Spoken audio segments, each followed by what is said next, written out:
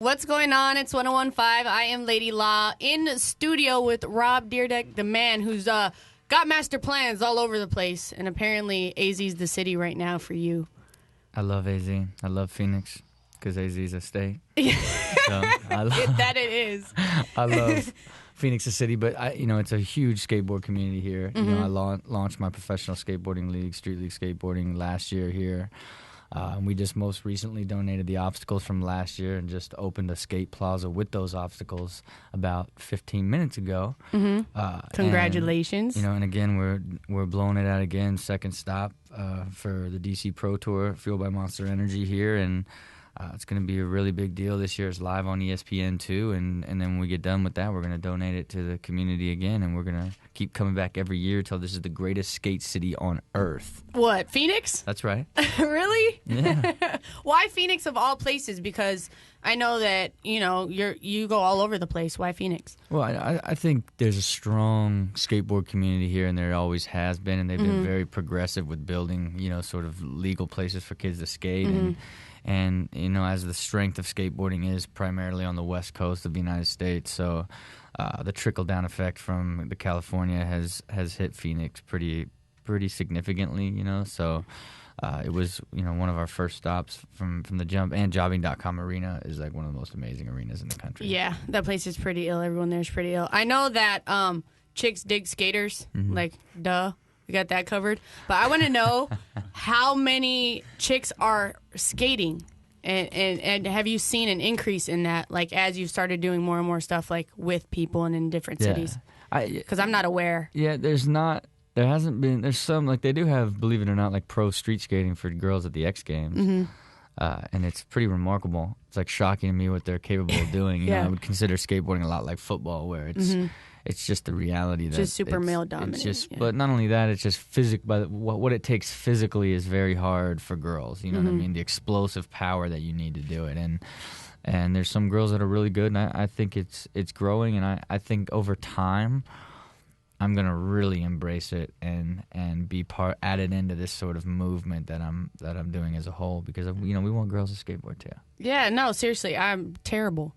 So I was like, I wonder if there's someone I could look to, like, oh, yeah, she's pretty dope. Yeah, I don't know.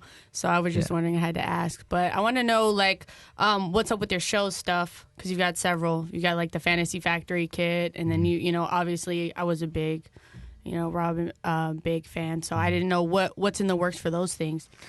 Well, obviously, Robin Big had its run, and then I stopped doing that, and I had actually sold another show to them, but they were like, we want you to do a reality show, and I was like, all right, okay, this is my concept. I'm the Willy Wonka of skateboarding, and I'm going to, like, I'll run all my businesses out of this one place. Oh, we love it. So we just finished our fourth season, Big Black came back for that. And then during that period, I shot the other show that I had initially sold to them a few years ago, and it's called Ridiculousness, and it's basically like a modernized America's Funniest Home Videos, where finally, like a Tosh is like a skit comedy show, or like America's Funniest Home Videos is just kind of corny. It's so like, bad. It's dude. basically the clips of the stars. Who hosts it? Would you host it? Yeah. Oh, dope. So that comes out August 29th. On MTV at 10 o'clock, the day after our sort of Super Bowl Street League that's on ESPN Live on August 28th. Dude, where do you find time to, like, space to live in? Because it just seems like everything you do turns into a project and turns into a major promotion, then it turns into this thing, and next thing you know, you're working all over again.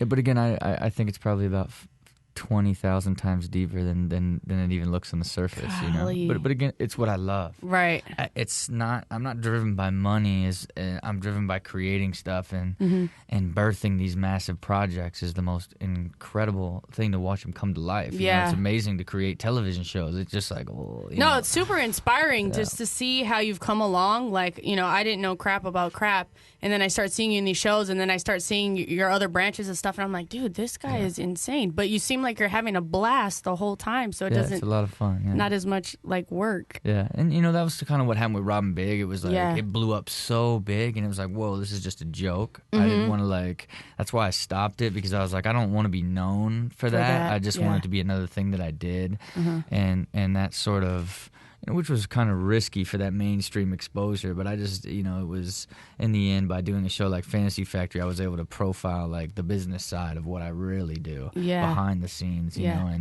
and what I'm able to do with my foundation and all the different brands that I have and different things that I can create on top of being able to do ridiculous stuff like jockey horses and get attacked by sharks and tigers and like weird stuff. Well, I put something together for you. Okay. I've got some pictures here, and since, it's kind of like a therapy session. Okay. I get to show you a picture, and then you get to tell me the word that describes this picture or whatever you first think of when you see the picture.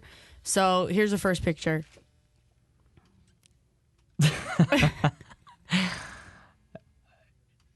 That, you want to know what that really meant? Because that's the very first photo shoot that we ever did for MTV. You know what I mean? And to me, that's cute. Yeah. You know what I mean? It's like, ain't much sweet going on, man. That just makes me, that seems really fun and happy right there. Oh, okay, next photo. Oh, so good. I mean, that to me is like straight love. I mean, and that's like one of the best photos. I believe this is, given the weird orange that I'm wearing, the weird yellow. Oh, the background is like old school, it's like the weird paint, grade and then school both picture. of these dolls. It's like, that's the best photo that I've ever. I'll keep that forever. I need to frame that. Okay, next photo. Because they're way uglier now. Well, you want to know what that reminds me of? Kareem Abdul-Jabbar. Why? Because only me and him are the only two people in the history to throw two pitches in one game when you're only supposed to throw two. Because I threw the first one and it hit the dirt, and I was so angry that the catcher was supposed to. I said, "Just go back, player. Let me do it again," and went back and then threw the strike. Nice. Okay, this one. I mean, that to me, this is more like a funny testament of my. Well, you want to know what that reminds me of? Adopted son. Because dude, I love drama, dude. But he's hilarious. This is Justin Bieber. Oh, dang it! Wrong picture, fail. Well, that gives it away. Here it is. And this is like my little brother. You know what I'm saying? Like, there's is the right one. Best, Biebs, I'm sorry, Biebs. I love you. Long time. All right, and this one. Did you guys go to? What? Oh my god!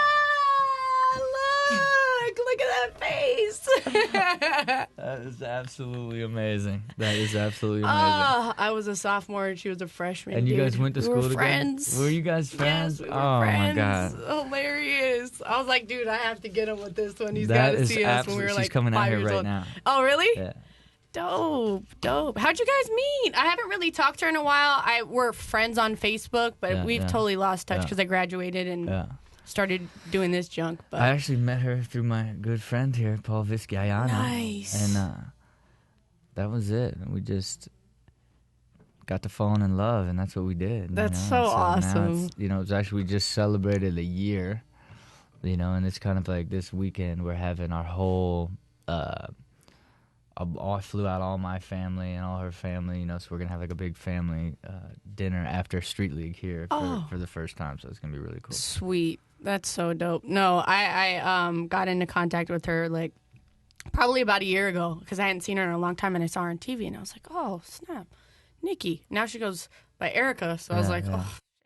And I figured this Hollywood stuff out. I'm like not good at so I'm like, okay. I'm like, hey. I know it's weird for me. Like everybody from Arizona calls her Nikki, and it's like, and because her real name's Erica, right? And she just called herself Nikki, obviously her whole life. So for her for all of everyone that meets her, it's like, oh, Nikki's like kind of funny, you know what I mean? So to me, it's really weird. So especially if like our voicemail, like accidentally, like if our voicemail's full, it'll say like, you've reached Nikki. Yeah, I just wanted to bring that back because it's been a long time. I was hoping she would be with you so that I could say, how do you can keep it? You can be like, dude, I just met your girl. Yeah. So hip hop classes together, like the whole nine. It was pretty awesome. I'm gonna do it. No, I saw you guys went on vacation to Hawaii and had like the ill matching floral prints, and I was like, this is what it's about. This is so good. This is so good. Weird. Yeah, it's so weird. Isn't that weird to you to like to have worlds collide of like? Kinda, but like being in entertainment, you realize like how small and connected everything is. So you're just like, I was kind of like, oh. Really? I was like, sweet. Cool. Yeah, Well, yeah. dope. And then when they said I was interviewing you, I was like, even better. Awesome. So, well, congratulations on that. You guys look super happy. Mm-hmm. And if you guys have a wedding, let me be the flower girl. Oh yeah, I'll make sure that happens.